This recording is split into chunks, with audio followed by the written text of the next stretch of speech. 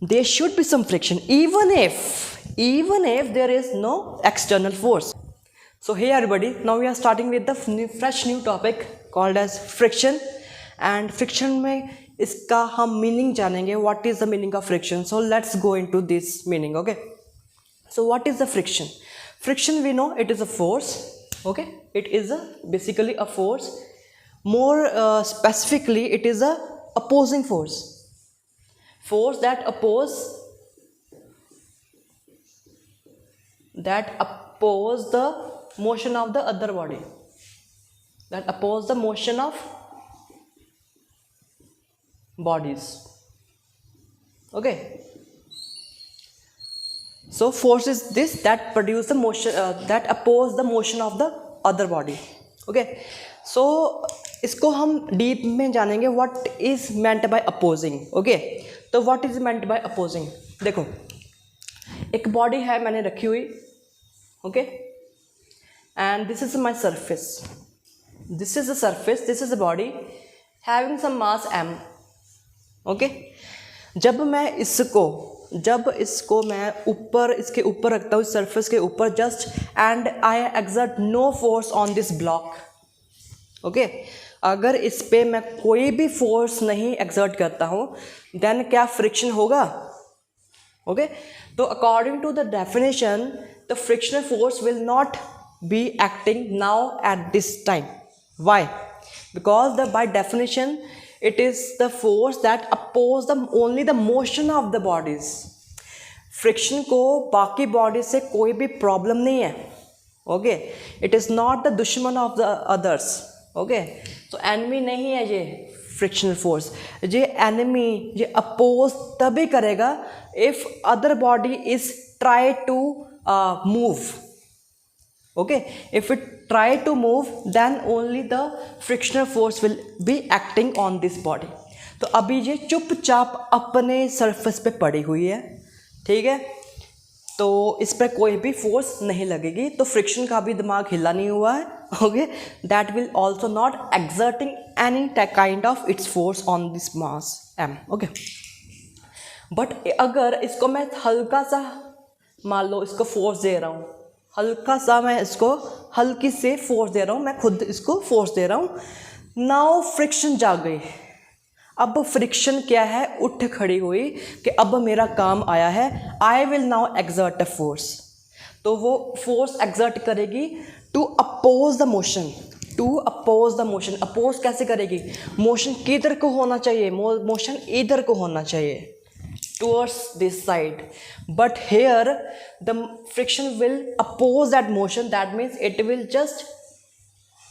act in this direction to just oppose the motion. So motion किधर की ओर होना चाहिए? मोशन हमारा इधर की होना चाहिए, because I have applied the force in this direction. So therefore mass will try to move in this direction. but जैसे ही हमारा ब्लॉक ट्राई करने की कोशिश करता है, फ्रिक्शन बीच में पंगा डाल देता है, and friction will oppose this motion by exerting its force of friction along this direction. ठीक है, so this is the concept of friction. अभी खेल ख़त्म नहीं हुआ है. दिस इज़ द प्रॉब्लम कि अभी तक खेल ख़त्म नहीं हुआ है. फ्रिक्शन अभी उसके बारे में हमें और जानना पड़ेगा. अभी तो मेन कॉन्सेप्ट रहता है जो अभी मैं बताऊंगा इन जस्ट 5 मिनट्स. ओके, देखो, तो मैं क्या करूँगा. देखो, अब अगर ये बॉडी हिल नहीं रही, so I can say that force of friction is F.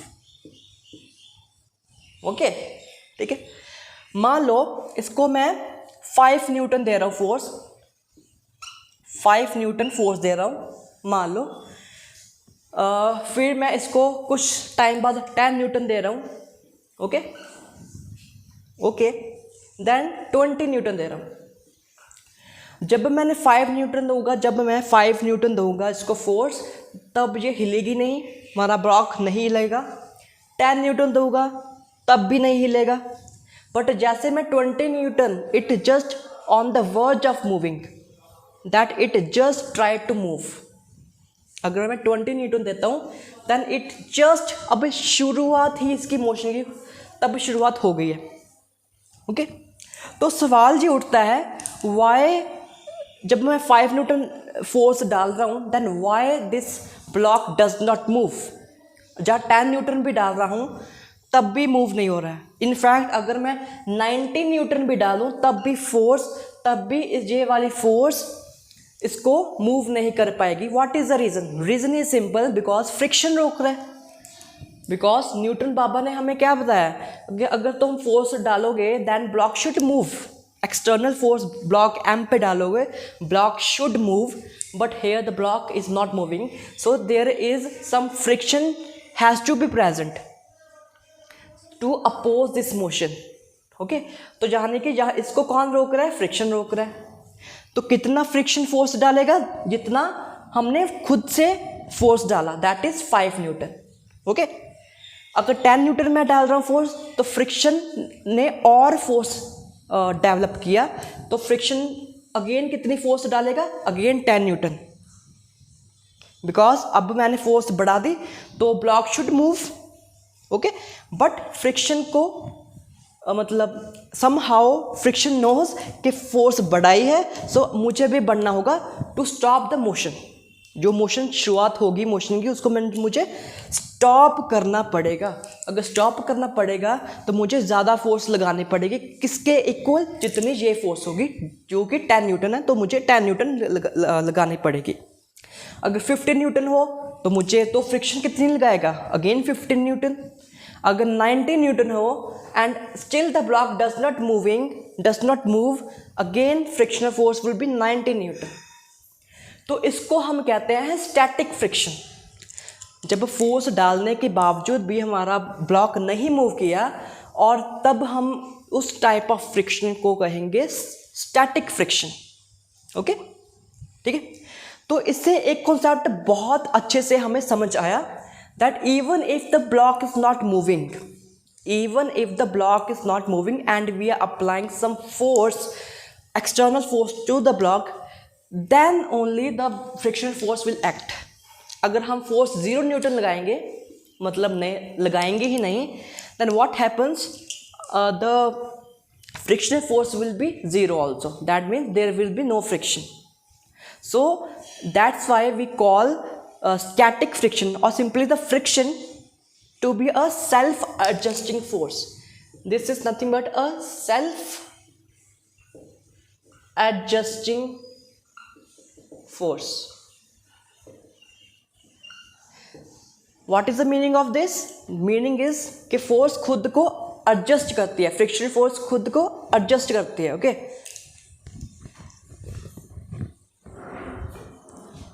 So this is the meaning that friction force just adjust according to the applied force F. ठीक है, तो क्या होगा कि एक ना एक मूवमेंट पे ये ब्लॉक मूव करना शुरू कर देगा। ओके, किसी ना किसी एक मूवमेंट पर हमारा ब्लॉक मूव करना शुरू कर देगा। तो अगर मूव करना शुरू कर देगा तो what will be the friction then we say there occurs a condition. देखो,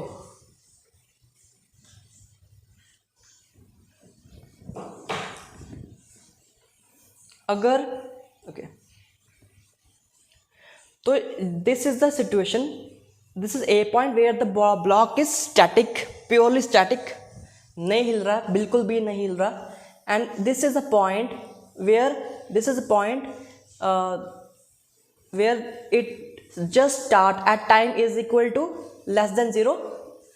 अगर हम मैं टाइम 0 को लेट करूँ कि टाइम 0 पे अगर just it is on the verge of just move ही, शुरुआत ही जस्ट हुई है, just move on the verge और on the verge of moving, just try to start, it just बस स्टार्ट हो ही गया है, that is the time 0।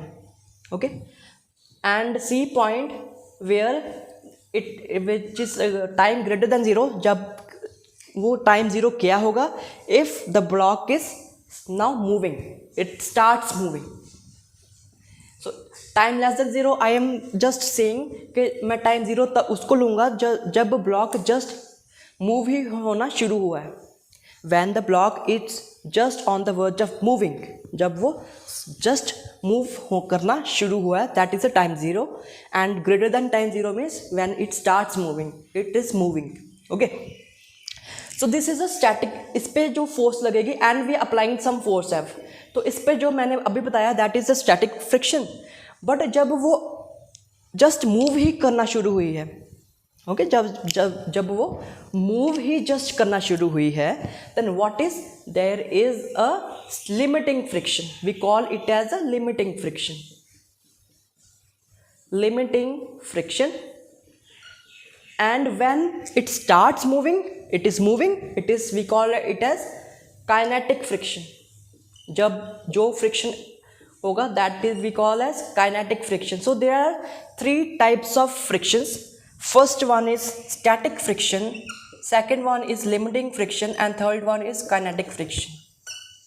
Okay, so इसको और एनालाइज करते हैं. देखो, इसमें मोशन नहीं हो रहा है, ओके, इसमें मोशन नहीं हो रहा है, इस पे मोशन हो रहा है. नो, हम कह सकते हैं जस्ट स्टार्ट हुआ है, जस्ट स्टार्ट्स, और इस पे मोशन नॉर्मल जो हो रहा है दैट इज. तो इस अगर सारी चीज़ को समराइज करना है एक ही पॉइंट पे अगर हमें सारी चीज़ को समराइज करना है, this is very important. Now the basic thing is going to, I am write, so this is the basic thing I am going to write. This is the basic जो short definition है, जिसको तुम एक word में समझ सकते हो. Friction, सारे फ्रिक्शन को एक शॉर्ट स्टेटमेंट में समझ सकते हो. That is friction occurs only if there is relative motion. There is, now this is very important, relative motion or tendency to show the relative motion. Okay, कि इसको अगर हमने पूरे समराइज करना हो अभी तक के वीडियो को, तो उसमें यही है that friction occurs only if there is relative motion. Relative motion कैसे? If this is my ground is not stationery and I have placed some mass m. If this surface, this is a surface and it is moving, this surface is moving with some velocity v. तो अब अगर मैं तुमसे पूछता हूँ what is the friction, what is the friction, तो इसमें हम कैसे करेंगे? इस फ्रिक्शन होगा कि नहीं होगा वो देखो. सबसे पहले रिलेटिव वेलोसिटी निकालेंगे. What is the relative velocity of the block with respect to the surface? So this is V B minus V S. And तुम्हें पता है what is V B with respect to ground? It is stationary, so it is zero. With respect to ground it is stationary. And what is V S? It is V, so it is minus V. So so what we are getting at? We are getting this, that the velocity of the block, it is opposite to this velocity of the surface. That means our block is tending to slide along this direction, opposite to the surface motion.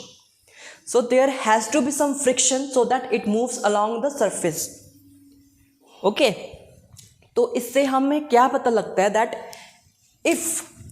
if there is no friction, the block will not move along with the surface, because if there is no friction, the block will tending to move like this, in this direction.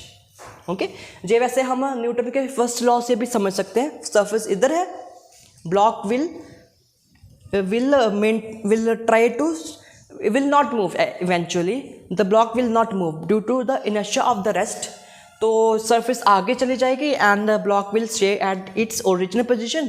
So we will see the block will like going in this direction, in the backward direction with respect to this surface. Okay, तो इस लिहाज से there should be some friction even if there is no external force. अब इस पे मैंने कोई भी external force नहीं अप्लाई की है ना, but there is still friction. So this is the most appropriate definition of the friction. तो अगर हमने देखो, it is very important to know such definitions, because अगर ये डेफिनेशन नहीं पता लगती, देखो ये मेजर कॉन्सेप्ट नहीं पता लगता, you would say there is no friction and your answer would be wrong. So concept understanding is very very important in physics. Okay, right definitions are very important. तभी मैं कहता हूँ don't cram the definitions, try to understand that. Okay, so this is the very good example in fact। okay, so अगले video में हम और भी बातें करेंगे related to the inclined plane. अगले वीडियो में हम इंक्लाइंड प्लेन के बारे में बात करेंगे, उस पर फ्रिक्शन कैसे निकालते हैं, क्या करते हैं, ठीक है, सारा कुछ हम करेंगे। Till then please subscribe my channel and thank you for watching this video. Okay, we will meet in the next video. Thank you very much.